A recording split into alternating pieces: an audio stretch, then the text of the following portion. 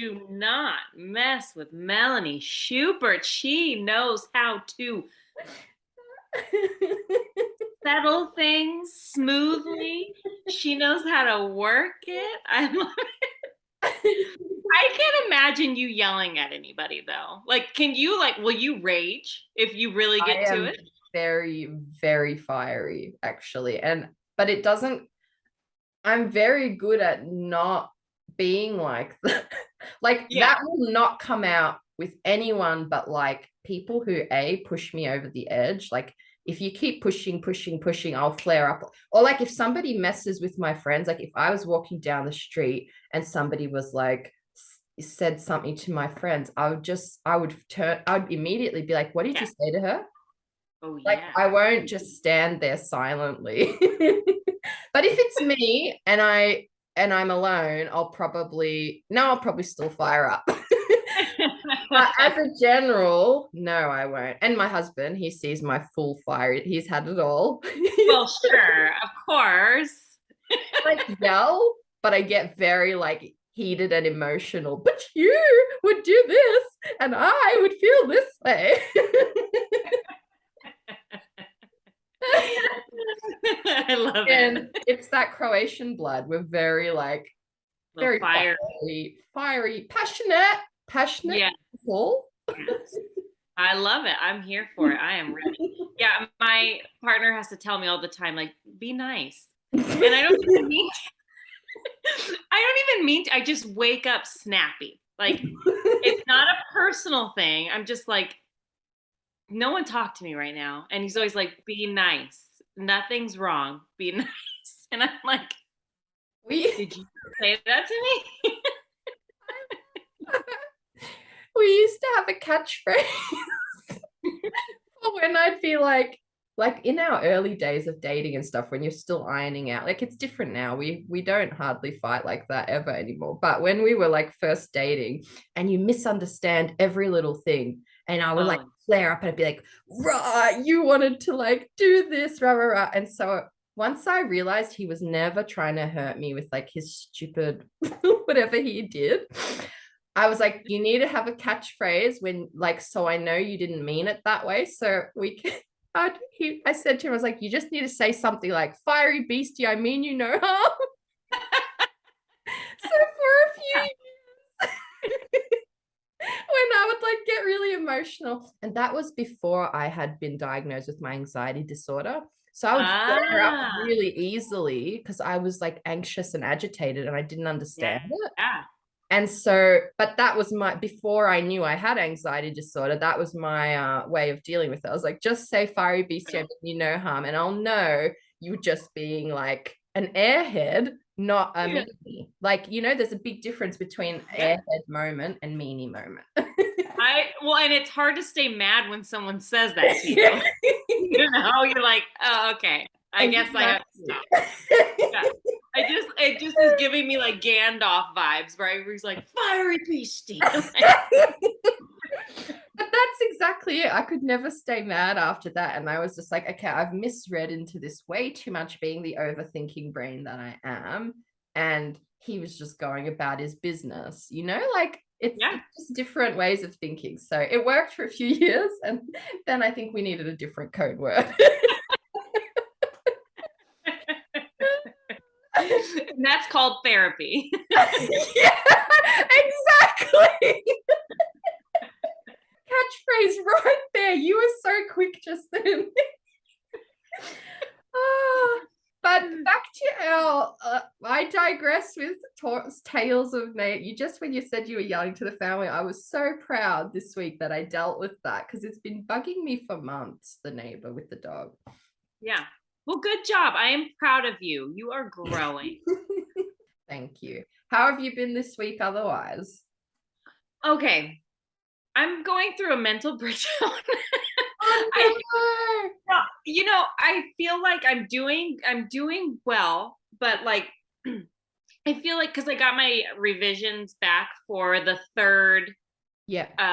notes for Sinner's Isle, and Mm. there's not a lot. Like she didn't even have an edit letter. It was just like little notes in the comments. Yeah. So I was like, yes, I was feeling myself. And then I got into it and I was like, oh no. And I went through like ugh, like, not that it's bad, like that the book is bad or anything. It's just, when you've read something so much that you're just, everything feels kind of plain. Like I already know all the twists of the story. Yeah. I've tweaked it so many times. And so I feel like it's not an overwhelmed feeling. It's not that. It's like I don't know. I don't know what the feeling is, to be honest. So I don't know.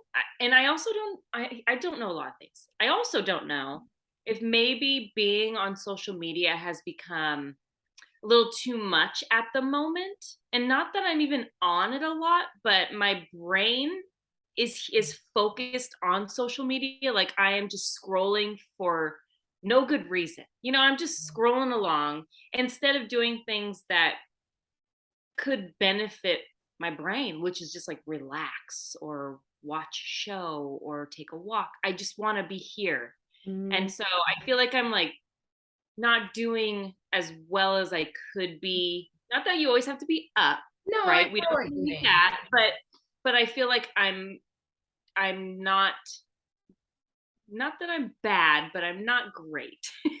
Yeah, I'm sorry you're feeling like that, but thank you for sharing. And you know what I'm gonna say? The social media, like I don't know if you've noticed how little I've been on compared to how I was before. And Yeah. honestly, initially it felt really strange. Like I felt like, oh, my community, I don't want to lose my community or something. Yes. But the other thing I was like where you were a couple months ago, and it actually started to become like this huge burden that I was like, and I wasn't getting anything creative done then either. And I just Mhm. felt like I had to like, I wonder if it's like we feel like if we don't interact with those people, like we'll lose them, or something Yeah. like that. And but it's not true. You've made such a powerful impact in your community. And I mean, think about someone like Clarabelle. She went MIA for like a couple months to look after her mental health, and she posted Yeah. about that. And it's hard. Like it is, you miss it. You miss that thing, but and it's not like don't be on. You can still be on, but maybe just limit it to like the parts of it that don't feel like work or don't feel like they're taking, because that's what I found. Like I'm kind of just doing it now. Actually, now I'm picking up a bit and enjoying it again, but I just Good. needed like to not for a while. And it wasn't even bringing me, is it bringing you joy when you're on? Well, to be honest, it does help. I feel like when I make people laugh, it fuels me and I'm like, okay, cool. Yes, thank you. Like that's, to me, is the thing that's filling the well. So there's things that I love. However, I always feel like it's so draining to like make sure, because I always want to make sure I'm like replying to everything or, getting back to people about things, and then also just scrolling, just for no reason. My brain is just like, yes, we need more. We need more. And Yeah. I feel like it's becoming, TikTok in particular is becoming a little bit like problematic for me because Mhm. I'm like, and it's not doom scrolling, although I am there as well. So I think it's just like all of these things are just building, and then sometimes you're like, oh, um, I this one didn't do as well, Yeah. or whatever the case. And so a lot of it I enjoy so much, and really I feel like I would miss out on the community so much, where it'd be like, no one's gonna remember me when I come back, and it'll be weird. Um, I think my brain's just going through some weird things at the moment. No, I think that's totally natural. It's just remember, like, it's it can become a full-time job. That's the thing. Like, and you are so good at it. But the other thing, my husband sent me this quote today, and I feel like it's very timely right now. Love it. I'm You here know, for we it. both fangirl over Taika Waititi, you and Yes. I. Well, this one is a bad script written is still better than an amazing one that isn't. But the other one he sent me of his is like that the same concept of not every work you produce. I think the last one was because he knows I love Taika, so he sends me his quotes when he sees it. It's like 90% of what you write will be shit. And once you work that out, it frees you up. And I feel like in this sense, it applies to like, because you want it to all do as well, and it doesn't, you know? Yeah. You might have that 10% of your reels and stuff that are like flying, doing like getting heaps of views, and then you want to try replicate that. But I just think the way it works, it probably just isn't possible, even if you're pumping. And like, so give yourself that freedom to make some shitty ones, you know, like that aren't hitting the mark. And maybe like, how many times are you doing it every day? Well, on TikTok, I'm like on there making shit all day. Like, No wonder you're exhausted. That's a full-time job. You're a full-time it is, content yeah. creator on top of being a mom, on top of being an author, on top of all your other work, managing your farm. Like, I'd feel like hollow and exhausted as well. You know, like that's Yeah. You know, and I think a lot of it too is even when I'm reading a book, my mm, brain is like, I think my brain is just at this point where it constantly needs something like stimulation. And so I need to find a way to pull back. We have a cabin up north and you can't get any cell service, you can't get internet, and I swear it is the best thing in the world. You know, the first few hours you're like, "Oh crap, what if there's an emergency or whatever?" But when you like are forced to not do things, it's amazing kind of how your brain is like, okay, now I can pull back and it's fine. yeah. um so I just feel like I'm never stopping. Like you said, I have all these things going on, but I'm never, when I can sit down, I'm not just like breathing in life, I'm also on my phone or whatever, you know, so I'm never like stopping. And I need to force myself to just stop. Yes, you do. And at least you're aware of it. You know, some people just keep going, just keep pushing through that nonstop and then wonder why they keep feeling like that. But like at least you're aware that like there's just so much going on. But I will say, like, you know, that it's like one of the reasons I wound up burning out so badly because it was that need to constantly fill. And even I remember, like, even when we went on our big camper van trip in Japan, and in a way that saved me, but it kind Mm, of, in a way, just delayed my nervous breakdown because mm, for those 6 months, we just were like, we should have been at perfect peace. But again, undiagnosed anxiety disorder, living with yeah. panic attacks, having no clue what it was. And so, like, I remember sitting there, sitting over this hill, looking over like the most peaceful, beautiful forest of Japan. And there was just like nothing to do. And sometimes I could relax, but sometimes I'd sit there and I'd say to my husband, I was like, I wish I could just feel peace in this moment. And it uh, was because I hadn't learned to like be in, and mind meditation has really helped me with that. And it is really, really freaking hard to train your mind to do it when it's like constantly overstimulated. But maybe go up to that cabin in the woods more. I'm gonna have to, shit, Yeah. I need. Well, and remember when we first met, we were doing meditation like together, um and I was really like doing a lot of that stuff where you're just sitting and listening to Deepak and just Yeah. really, you know, like trying. And I mean, I wasn't great at it. My brain was still the bitch won't stop, but it really does help. And so I think I probably need to just get back into. If you want to do one, I've got one that we can do together. I wanted to, it was so good. I'm about to start it again. Oh, Another good. of the Daddy Deepak. It's called Getting Unstuck.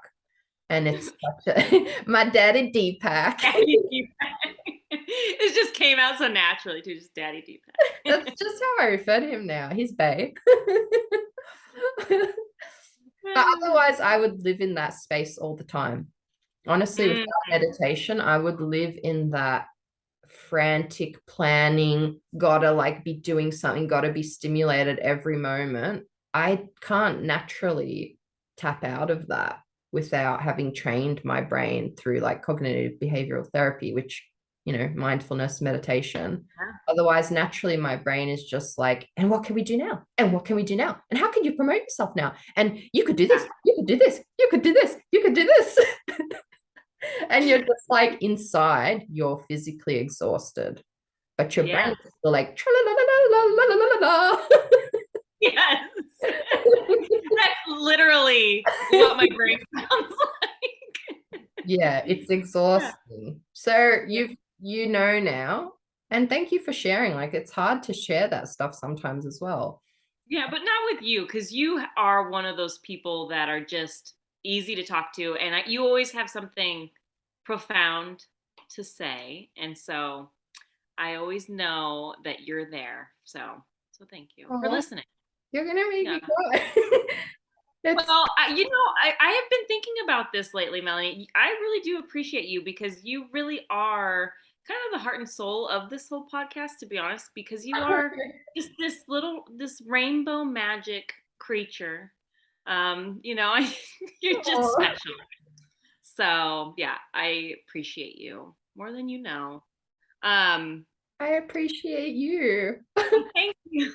I think you're the heart and soul of this podcast. Maybe we can just both be the hearts of the podcast together. Yeah. Which makes sense, right? I guess that would make sense since we're both together. We wouldn't have it any other way. Yeah. Good. I'm doing that candida cleanse. So like my week has been mostly focused around like trying to work out what food, like I have made the most random creative things this week, and most of it's been pretty good. So that's been most of my week. But what I noticed is having kind of like basically some time off, my brain just exploded over the weekend and I randomly wrote a picture book text. And I don't know if you remember, but when I did that course with that pub house here, and they have when you're an alumnus, you can usually they don't take picture book texts because they just get inundated. But when you've studied with them, they let you submit 3. And I completely forgot about it because I've been working on adult stuff. But I don't know, this weekend I just was really missing, because I used to work for Gobsmacked and write all those silly, like, well, they weren't silly, but like all those like goofy kids songs. And like, I think a part of my brain missed it. So I wound up writing this picture book that I love it. So I emailed the editor that I know from there. And I was just like, oh, hey, can I still submit? Like, it's been a couple of years. I've been working on some adult stuff. So I used to go to their little meetup thing. So she does actually, I think she knows who I am. I was just like, hi, Elise. Like, hey, girl, it's been a while. Yesterday. And she's like, yeah, you can submit 3 still. Like, but like a limit of 3. So I'm going to submit it and see what happens. I was just like, just some other little things to work away. I'm going to try like, not just focus all my brain cells on querying one book. I just want to create more and more work, and something good's going to happen, right? And send it to all the little places I can. So it felt really good to use that side of my brain that I haven't used in a while. And it came to me so naturally. So yeah, I think I want to write across the genres, honestly. Like, I think I can't say that I just like one genre because it gave me so much life doing this and it came to me so easily. And yeah, that was nice. Oh, I'm excited for you. I could totally see you writing across genre because you just have that voice that could go up or down depending on what you're writing and working with. So that's amazing. I'm excited for you. That's cool. I have to tap back into children's stuff if I ever want to write for Disney. Well, because we're manifesting that. It could happen 100%. I mean, just like we were talking with our guest that's coming on, Lorie Langdon, she was writing her own stuff, and then here comes Disney with a killer idea and deal, and holy shit, you just never know. You never know what is in store. and that's, I like, honestly, I'm convinced now to just, and I do think like my writing's always going to need work, but I do think it's to a stage now when I crack out a draft and I revise it and whatever, there's something there, like it's queryable, you know, like in some form. And so, yeah, it's a nice feeling to have like a few projects I just want to create and get out into the trenches and be working on the pod and have that look back into the Australian market as well, get my leg in the door maybe here first, Yeah. alongside. So I'm peeking back into the Australian publishing world as Good. well and seeing what my options are there, whilst fully still agent attack querying. But Yeah. that's kind of very separate, you know, picture book is very separate. So I feel like, oh, if I picked up a publishing house with that in Australia, awesome. It's like just adding to my bio or whatever. That's the weirdest. I was thinking about this today for you. Like, I was like, I wonder, if there's, What? because we see some of the friends, that have published books in Australia and how well they're doing. I was like, I wonder if Melanie's like looking into more of the Australian side of things, because I remember the publishing house and all the things, and you're networking, people know you. So I was just, it popped in my head randomly today. So Chills, because that's how it was for me. Like I just kind of dawned on me, my brain just cleared and I was just like, maybe it's this candida cleanse, because one of the things is brain fog when you've got the maybe. you never know. My brain just cleared and it was like, why aren't you like doing what you used to do and doing your Australia attack? Yes, attack. I Australia have done it. You're right. I did like a solid year where I was just like, my focus was networking in Australia, but a lot of it was YA, you see. And so a lot of that I kind of, when I've been writing adult, I kind of pulled back a bit. But I think that was, yeah. And also pandemic, like definitely put a damper. a little damper on things. Some of those things. But yeah, joint brain. Joint brain. Yeah, we should probably introduce our incredible guest. And I feel like we've got the good energy today because the good energy was brought to us by, once again, Nova introducing us to just an incredible person who really just felt like an old friend energy. You know, like from the start when she came on, I was just like, I know you. You know, like I know your soul. Your soul feels familiar to me. And everything she said was so relatable and really mirrored a lot of my journey myself. And so I'm obviously her complete new fangirl. This is her lovely book here, Vanessa. I'm obsessed already. I haven't even read it yet, but I've just bought it. But I'm her fangirl forever. And just like exploring the villain stories, that's so hot right now. Like it's so hot right now. It's so hot. It is though, but I mean, who doesn't love a Disney villain? They're the best villains. Because they have some backstory, and she's bringing that backstory to us. So I'm excited. Yeah. So, I mean, we should read her bio. Yes. So, the Lorie Langdon is an Amazon bestseller author of 6 YA novels, including the Dune series, Guilt Hollow, and Olivia Twist, which received a star review from Booklist magazine and is being sold in Target stores across the nation. She's an international speaker who's been featured on media outlets such as usatoday.com, NPR Radio, entertainmentweekly.com, redbookmagazine.com, Girls Life Magazine, and BroadwayWorld.com. That's amazing. That's cool. Her first novel has been optioned for film by Dream Street and Lone Tree Entertainment. She is a self-professed Wonder Woman wannabe who lives in Ohio with her husband and 2 superhero-obsessed teenage sons. Lorie is the author of the upcoming Disney villain series, Happily Never After, featuring legendary villains such as Ursula, Vanessa, Gaston, Yzma, Captain Hook, and the Evil Queen. Each book is a glimpse into the villains' origins and their experiences of first love. Yeah. Man, Lorie Langdon is badass. So badass. And these are going to sell like hotcakes. Like, seriously, It's a pity it's Yeah. not in America yet, but we'll spread the word in Australia. And I feel like the yearning of the Americans will bring it over there. We needs Yeah. now.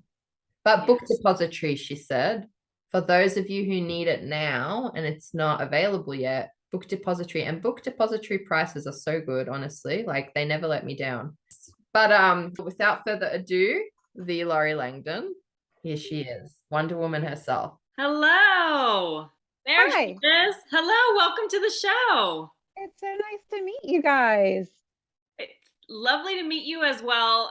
We had some other guests on last week that Nova introduced us to. Oh, And anytime Nova says yes, we're on board. And so we've been so excited that you said yes to come on. So thank you. well, Nova has that ability, right? She's just like, she's very persuasive. Yes, very persuasive and very full of good energy. She really is. She's one of my best friends. So she's Oh, always trying to hook me up with podcasters. And I'm kind of out of the promotional thing right now because my books are not in the US. And she's like, hey, one of these hosts is in Australia. So I'm like, perfect.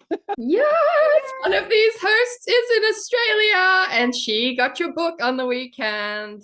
This cover, Oh, can we talk about how sexy this cover is? yeah, they really did a great job. They put like that, it's almost like iridescent. Yeah, it is. The little bits of coral, it's kind Mhm. of like water coral. It is I don't know if it Yeah, yeah. And the bottom, like where the waves are, they did such a good job. Oh, that's pretty. Yeah. Yeah, gorgeous. Very pretty. Yeah. And Melanie, your hair kind of matches with the it books. Yeah. does. I've got my And Ursula shirt. And Melanie, thanks for doing this so early. I appreciate it. Oh no, it's totally my husband's a truckie, so he leaves home at like 4 a.m. and sometimes I get Yeah. up then and write. So early is actually good. Oh, good, good. That's great. yeah, she's an early bird, which works out perfect for this with all the time zones that we're always working out. Have you been to Australia to like launch any of your books? No, they haven't asked me. I mean, it's kind of like Disney is a little bit different than any other publisher I've ever worked with. And so in Australia, it's actually Scholastic. If you see on the book that it's Scholastic that published Vanessa. And I believe Gaston's going to be coming out there next year, but I haven't even been able to get a release date at this point. So Really? we'll see. Yeah, it does sound like Disney is a little different from the other friends that I've spoken to. So we'll have Yeah. to get into that a little bit more. Can you just explain to us about your writing journey? Did you always want to be a writer? Actually, no. I went to college for human resources and I worked in the corporate world. I had always loved to read and I'd always loved to write, but I think it's kind of a generational thing. I'm a little bit older, and when I was growing up and when I was in college, there really wasn't this accessibility to authors. And so it felt almost like they were celebrities. And it was like pie in the sky. Like if I ever thought about wanting to write my own book, I forgot about it immediately because it seemed too lofty. And now like authors are so accessible and there's so many new genres and ways to get published that it isn't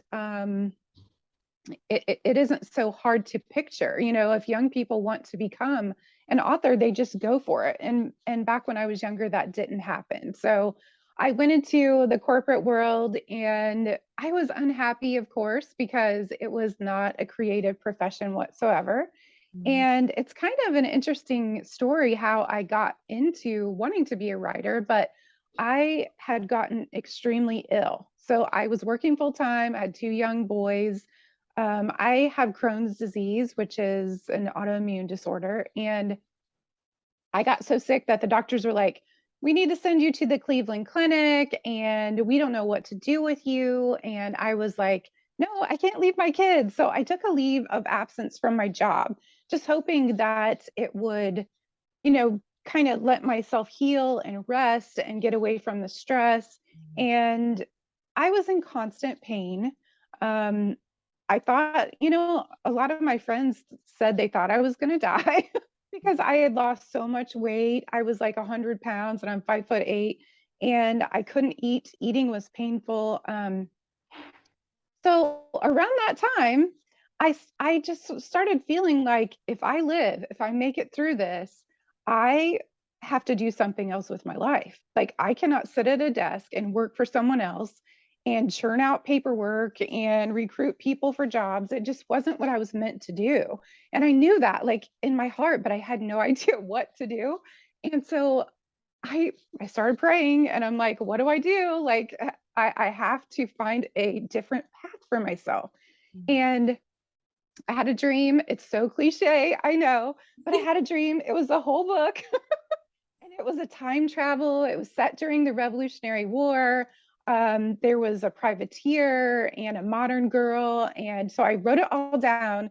And then I started writing like at my computer. And I had like a hot pad like shoved against my stomach because I was in so much pain.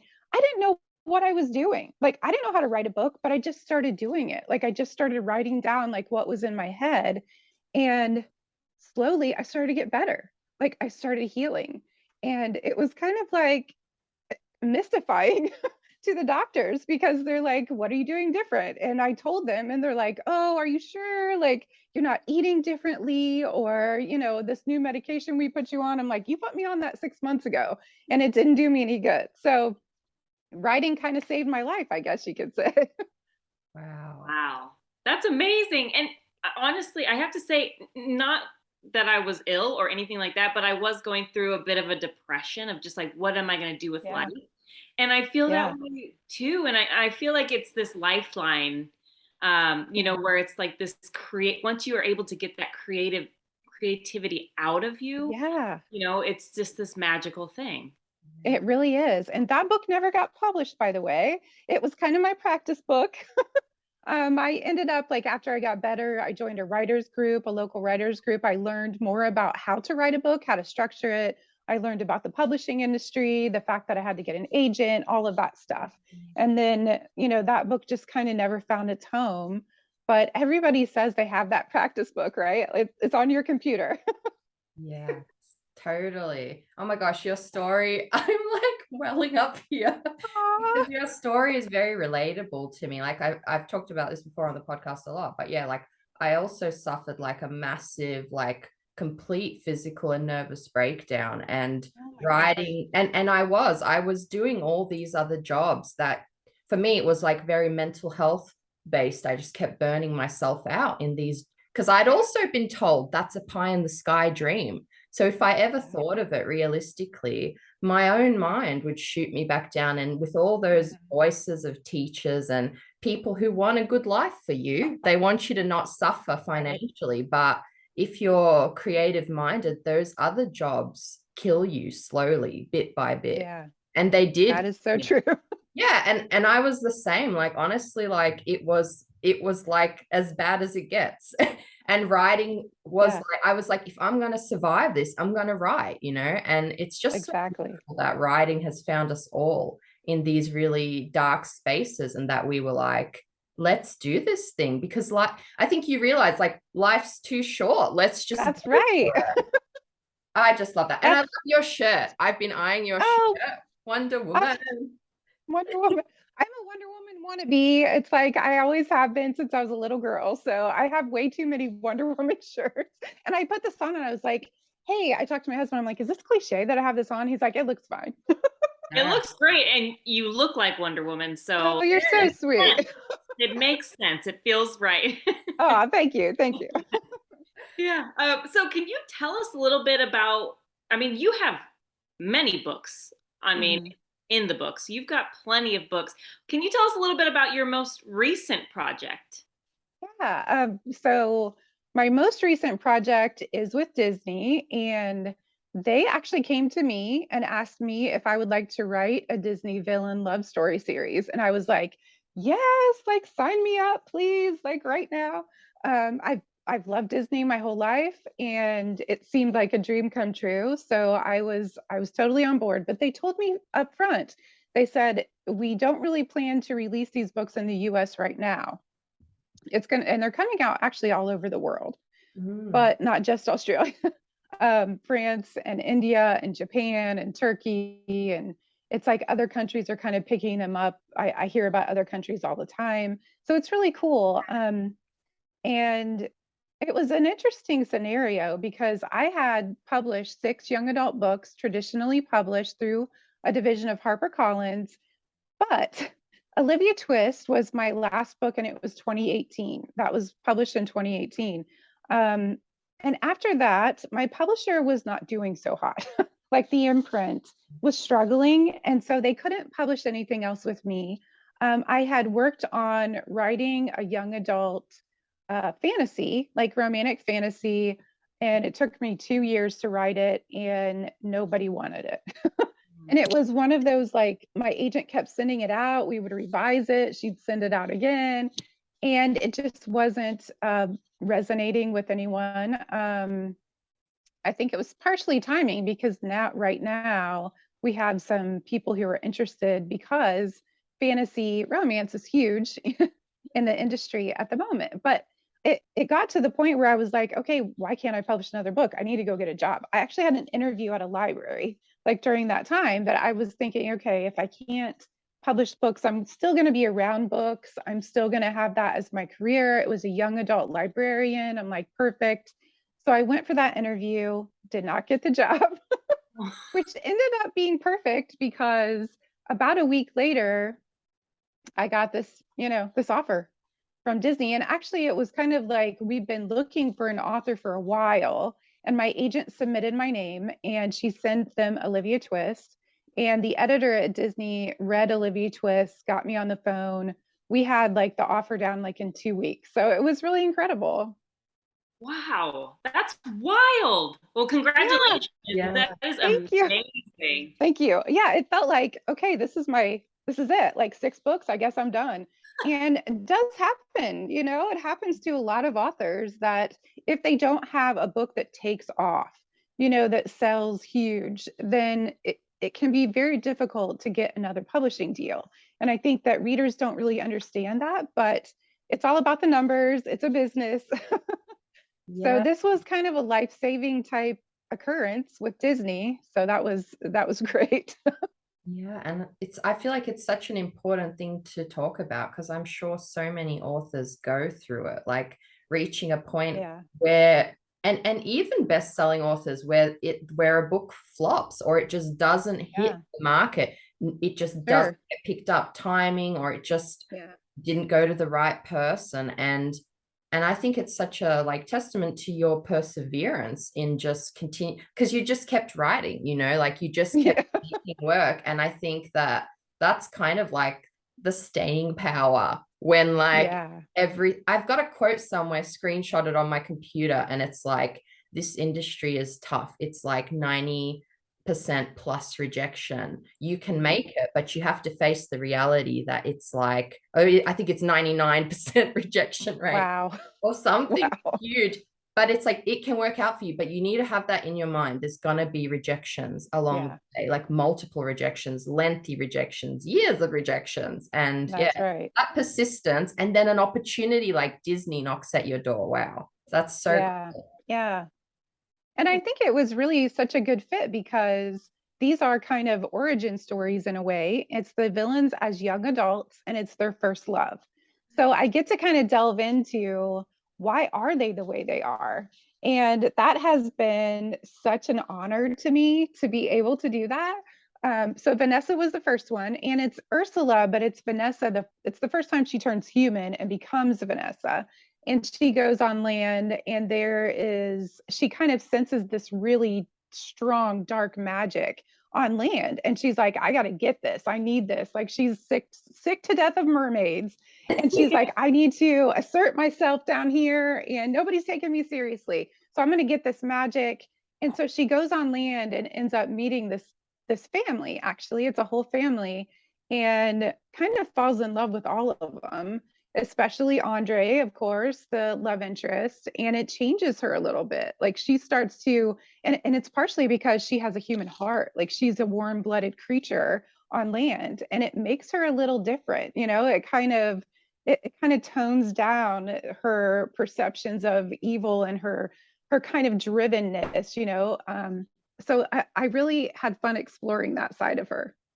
Oh my, I am so excited for these. But Melanie, you'll have to ship me one because I will. Yeah. because Ursula, for one, she's the queen. I mean, she is Yeah. the baddest bitch. She is my favorite villain of all time. She is. She's awesome. There's a scene, which without giving any spoilers away, but Vanessa goes onto a pirate ship and pretty much whips them all into shape. And that was my favorite scene in the whole entire book. That she's just like these jerk pirates, like she goes off on them because they actually did something bad to someone she cared about. And it was so badass. It was awesome. But you can get the book on Book Depository. So they do free shipping and you can get it there. Perfect. Okay. Consider it done. Is this the first in the series, Vanessa? Yes. Yeah. And so next is Gaston. And he was so fun to write. That book is out in France right now and it's in French. And so I get all of these like messages on Instagram and they're in French and I have to try to translate. But so far everybody's loving it. So that's good. That's amazing. Another great villain. Yeah, he was really fun to write. And I actually made him, so he's a young man and he is not handsome. He's skinny and unattractive. And he has acne and he's angry and bitter at the world because of how he looks and how he doesn't feel good about himself. And he meets this enchantress who is running away from her life. And they end up striking a bargain where every good deed that he does, she transforms a part of him physically. Wow. And that's also fun. That's genius. I know, thanks. I need the Disney movie of that now. Like, that is so exciting. And I love this idea of like the villain's story, like what made them. It's that whole like the villain is the hero in their own story vibe. Yeah, that's all totally true. Yes, totally true. But they're also kind of cautionary tales, you know. It's like these people, they make the wrong choices along the way, and that's what leads them down this evil villainous path. So that's also a good theme to explore. I am so stinking excited. It's interesting. I always feel like with our podcast, things always correlate with our own lives. And right now I'm in revisions. And one of the things we're really focusing it on is like the main antagonist, the villain of my story. And, you know, my editor's like, well, what's the reason? What's her backstory? Why is she the way she is? And and I really find that villains have the coolest backstories because something did go wrong. And so how fun that you get to explore with Disney characters that we all love to hate, right? Like we all adore them. That's right. The next one I wrote was Yzma from Emperor's New Groove. Did you guys, you know that movie? Oh my God, yes. That's the best. I have to say though, I was not excited about this. They told me which villains to write, but I wrote the plots for each book, and then they had to approve them, and you know they had their little tweaks here and there. But when we got to Yzma, I went to my editor. I'm like, "Are you sure? Are you sure people want to see this book?" And then I started kind of delving into Yzma on social media, and there's so much out there. Like so many people love her. And when I rewatched the movie, I get it. Like she's hilarious. She is hilarious. Pull the lever. Yeah, she's the best. That's right. And she is so like, thinks she is the best thing ever. And even as a teenager in my book, she does too. You know, like she thinks she's amazing. And she is, but not as amazing as she thinks she is. So yeah, that was fun. Okay, so we have Yzma. Who's the okay, that's 3. Who else are we or I'm saying we like I'm a part of it. Who else do we have? You're part of it now. Captain Hook was next. And that was really interesting because Peter Pan was one of my favorite movies growing up. So I was a little intimidated actually, but it ended up being one of my favorite books in the series. And the plot outline actually went all the way up to Live Action Studios for approval because there's the Peter and Wendy movie that's coming out next year on Disney Plus. So they wanted to make sure I wasn't doing anything that would contradict, what they've got going on. And so they came back and they're like, why is Peter Pan not in this book? And I'm like, well, it's not his story. And they said, we need for you to show us why Hook doesn't like him so much. We need to see their first meeting and we want to know why they hate each other. And I'm like, what? You want me to write that? Are you serious? Wow. So that's heavy. I lost a little sleep over that. I'm not going to lie. Yeah. I mean, fair enough. Working out though. Yeah. Yeah. So now I'm finishing up The Evil Queen. Nice. Yeah. Oh, Man. solid finish. Do you have a favorite you've worked on? I do think the Captain Hook book, not Peter Pan, Captain Hook, James Hook is my favorite. And I think it's partially because I personally relate to him a little bit, and I don't even know why. It's not like anything that happens in his book has happened to me, but he's very relatable to me, and I do love pirates. I love writing pirate stories, and it's like it starts out in London, and Olivia Twist was set in Victorian London, and so I just almost feel like that's when I should have been born. Yes. So that's probably my favorite. My editor's favorite is Yzma. She says it's hilarious, so that's good. I love it. I feel like everybody's gonna find that one that they're like, oh, that's them. That's my favorite. Yeah. It makes sense. Or would you consider yourself, well, because you have to, I guess you kind of had to for this one, but are you naturally a plotter or a pantser or somewhere in between? Yeah. I started out a pantser because I love that sense of discovery where you just sit down like at your computer in the morning and you don't know what's going to happen. You let the characters dictate, where the plot goes. But during writing my first series, Dune, I realized that wasn't going to last. Like I wasn't going to be able to do that. So I have a co-author with Dune, and we thought, okay, neither one of us wanted to plot. We didn't like the idea at all, but we're like, let's just plot out like in fourths. So we'll do like the next fourth of the book, we'll write it and then see where it goes and then plot the next fourth. So that's what we did for that. And then Guilt Hollow, which is a murder mystery, I had to plot that out like ahead of time, because when you have a whodunit, it forced me to ahead of time really work out a lot of those details. And I found that I could write a lot faster if I had the plot outline worked out. And I don't do super detailed. I know people who do, like they know what's happening in every single chapter. I don't do that. I don't even do that for Disney. And I told him up front, I'm like, I'll give you the big plot points. I do like a 3-act structure and all the big turning points, all of that, but I need to have a little bit of space, right? Like to invent these characters, I have to like get to know them and see which direction they're going to take the story. So yes, I am a plotter, but I don't plot super detailed at all. Yeah, that's kind of where I feel like Melanie and I have both landed as well. It's like getting that, like the key beats and where we want the story to go, but giving space to explore all the ins and outs. And things often find a way of, turning and shifting as you go. And it just makes it a lot more fun for me and Melanie. I speak for her. Yeah, no, you speak well because you know me. And it's exactly that. Like the characters sometimes take over.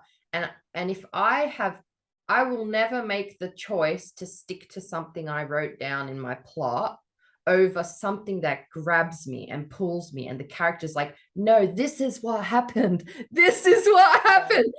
I would never listen to my outline if the character was telling me that. And I think that's what you're talking about. Like, you don't want to force it into this square that you've created earlier, because it kills the creativity and the flow of the story, I think. And isn't it the best feeling, like when your character takes over? Like I try to explain that to people who aren't authors, and they're like, "You're a little bit crazy." I'm like, my character told me to do this, like, and I had to do it. Yes, it's the best feeling. It's the best feeling, and personally for me, it makes the best viewing and reading, because if I can like too easily guess where the author's going to go with it, it becomes like kind of redundant to read or watch. Like you're True. like, oh, they're gonna do this because that's the formula. Like, give me a shock. Like I recently watched, this is probably spoilers, but the new Thor movie. Yeah, I Those saw that. freaking goats gave me so much life. They were so random. That's all I'll say. The goats, so random. They were hilarious. Stop Yes. laughing. Like, why are they there? But that's just like, that's freedom of creativity right there, just leaking through. Yeah. I agree. I agree. Yeah. So can you tell us like what's been like a difficult part for you, like through all this process? I mean, you mentioned your journey to getting here, but what about now, like in the thicket of things? Mm. Yeah, I think that I've had back-to-back deadlines with Disney, and I feel so blessed to have this contract. Do not get me wrong. Mm. But I kind of hit a wall this year because I have 6 months to plot, write, and write the books, each one. Um, and then, when I'm writing the next one, I'll have revisions for the previous one come in. And after Hook, like I feel like I just kind of put everything I had like into the Captain Hook book. And I didn't even take a day off. I had to start The Evil Queen, and it's totally different. Um, just started writing it. I had the plot worked out, but I hit this wall and I was like, I got nothing. Like, I can't even write this. Like, I hate this book. Like, I was empty, like completely just like I'm writing words. And I guess like I have critique partners, I still do. And they're like, no, it's good, Lorie, it's good. Like, and it was just me. Like, it was just me not feeling it. And um, so actually a week and a half ago, like I took an entire week off. And that's hard for me to do when I have these back-to-back deadlines. Um, but it was necessary. Mm. And I just did nothing. Like I was around the house, I read a lot, like, did things around town, like whatever, like and did some creative things. And then I got back into it and I was feeling it again. I was feeling the creativity. And I think that's important to realize, like if we push ourselves too hard, the work is going to suffer. So we have to pay attention to that. That is so important. It's writing is so hard, and getting revisions back and kind of not, necessarily, but forcing yourself to produce takes such a mental toll. And I honestly, I've been feeling it a little bit myself this week of just like, okay, like you put everything, your heart and soul into one project, and then you jump right into the next. Yeah. And if you don't give yourself a second to breathe, you really will just get piled on, just all of these kind of negative emotions and thoughts. And it really can overwhelm you. And so, good job taking a break, because Yeah. it's so hard to do, knowing, oh crap, I have to do something, I have to get this thing done. Right. But really, the most important thing is you. Yeah. Yes. And luckily, I have a great editor, and we've already discussed like me getting a little bit of extra time for this fifth book. And so that's given me the ability to take that week off. Otherwise I wouldn't have been able to, because I'd been writing so slow. When you're not feeling it, you're writing slow. So yeah, but Yeah. persistence really is key though. I mean, even though you need to have balance, you need to take time off, but we talked about that before. If you're an author who's trying to get published, I really feel as if, you have to just keep going. You have to keep pushing and push through the rejection. Like I have a friend of mine who she's querying, but she'll send out like one query and then she'll get a rejection. She'll be like, I'm not going to query again for a while. Yeah. I'm like, I queried like 100 agents before I got and I actually had one agent and we ended up parting ways. Then I had to get another agent. So it's like you have to have this mindset that no one is going to stop me. Like it really is difficult at times because a lot of it's out of your control. Getting an agent, finding a publisher, they kind of decide, whether or not you're a fit for them. But I think it's important for people to just have that mindset. Like, if I keep going, I'm going to make it. So yeah, that's my advice.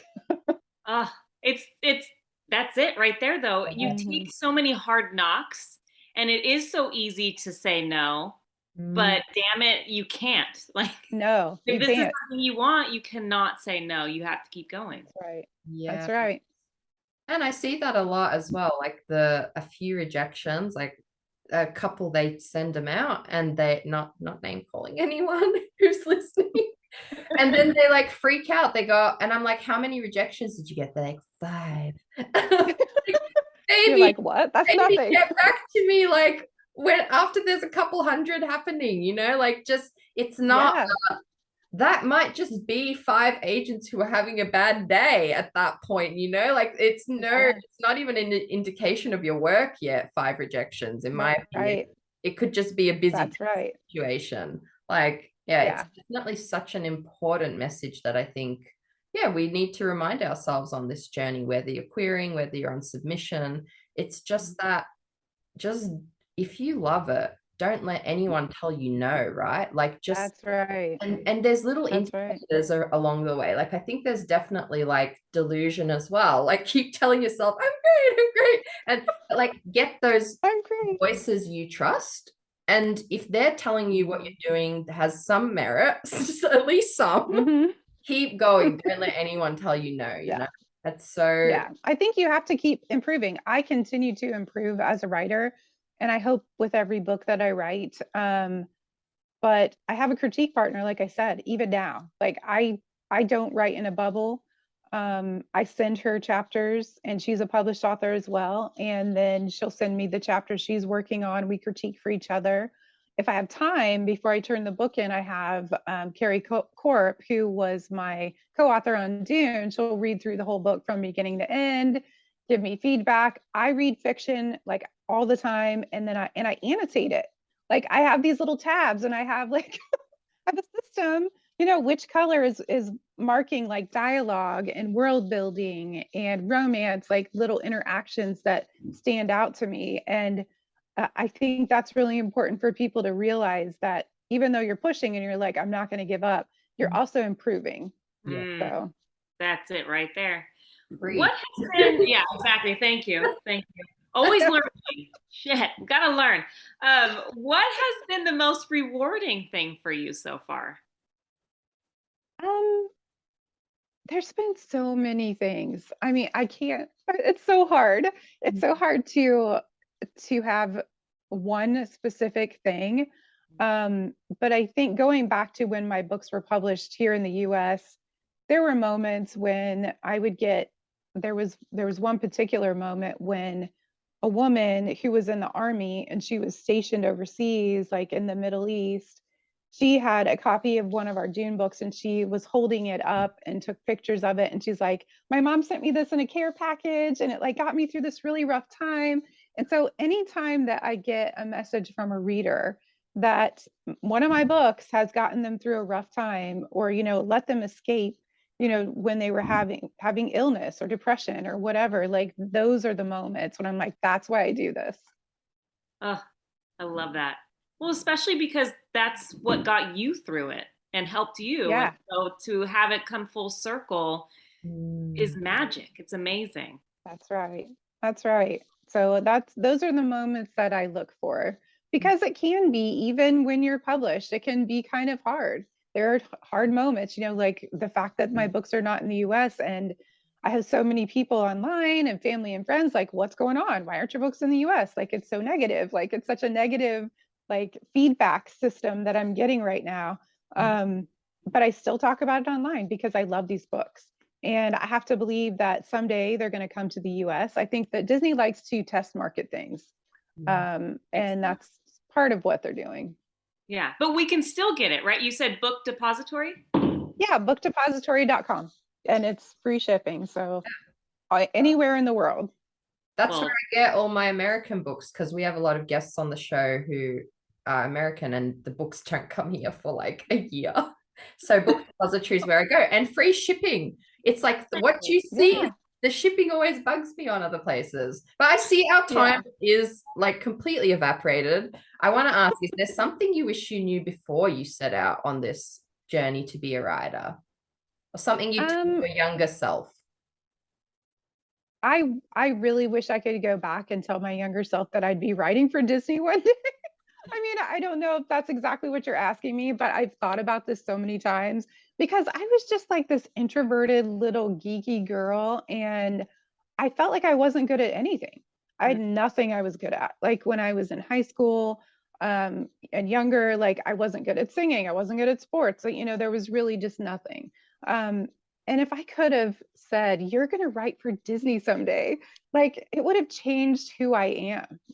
I think it would have given me confidence that I now have that I didn't have back then. And we all wish we could go back, right? And tell ourselves certain things. So that is one thing I would do.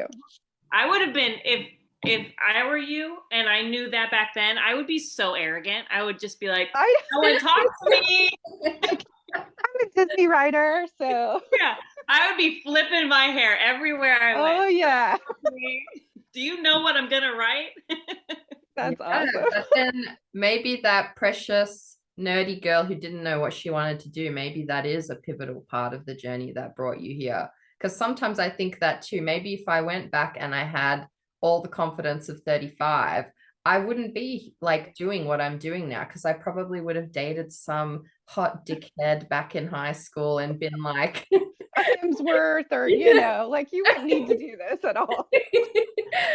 Oh, well, just thank you so much for coming on. It's been such an honor to have you on, and we're both like major Disney geeks in the best way. So just been so great to talk about this all and peek behind. So nice to meet you both and chat. Like I feel like we could chat all night. I agree. We could have chatted all night. I have a feeling we could just what do you call it? Yarn. Having a yarn. We could have a yarn with hot tea all night. I'm gonna start saying that. Yes, it can trend in America, coming from here from Aussie Lightning.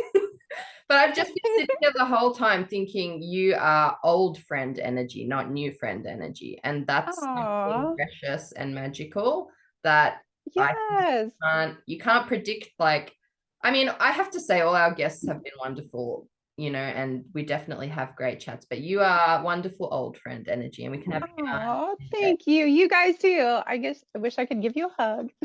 Green hug. Thank you. Well, it's going to cut us off any second. Thank you so much. Okay. All right. Bye, girls. Bye. Thank you.